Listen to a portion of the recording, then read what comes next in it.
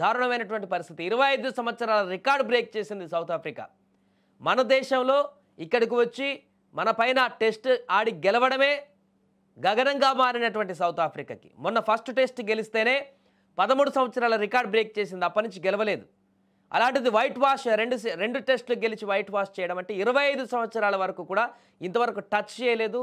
Team India పైన గెలిచేటువంటి పరిస్థితి లేదు సిరీస్ సౌత్ ఆఫ్రికాకి. కానీ ఇప్పుడు ఆ రికార్డ్ని బ్రేక్ చేసింది బౌమా కెప్టెన్సీలో.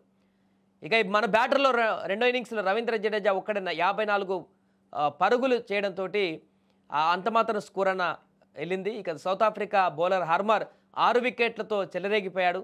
చివరకు 0-2తో ఈ యొక్క సిరీస్ పూర్తిగా సౌత్ ఆఫ్రికా వశమైంది. సౌత్ ఆఫ్రికా 25 ఏళ్ల తర్వాత మళ్ళీ భారత్ పైన టెస్ట్ సిరీస్ నెగ్గి సగర్వంగా తమకు విజయాన్ని నమోదు చేసుకుంది. పరుగుల పరంగా భారీ విజయం ఇది సౌత్ ఆఫ్రికాకి. మొత్తం సౌత్ ఆఫ్రికా టెస్ట్ కెరీర్లోనే రెండవ అతిపెద్ద విజయం.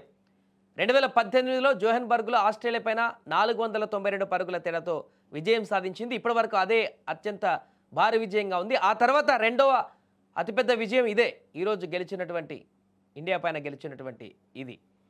భారత గడ్డ పైన దక్షిణాఫ్రికా టెస్ట్ సిరీస్ గెలవడం ఇది రెండవసారి.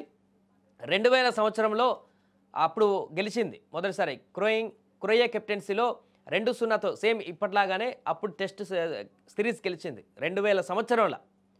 దాని తర్వాత ఇప్పుడు 2025 ఈ మధ్యకాలంలో ఎప్పుడు కూడా మరలా సౌత్ ఆఫ్రికా టీమిండియా పైన నెగ్గినటువంటి దాఖలాలు లేవు. అలాంటి రికార్డుని కూడా చేజార్చుకున్న పరిస్థితి ఈరోజు టీమిండియా క్రికెటర్లకు వచ్చింది.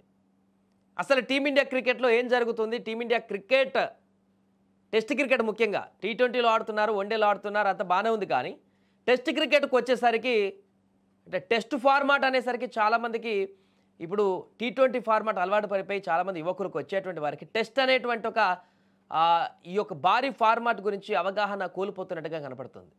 టెస్ట్ అంటే కంప్లీట్గా డిఫెన్స్ గేమ్.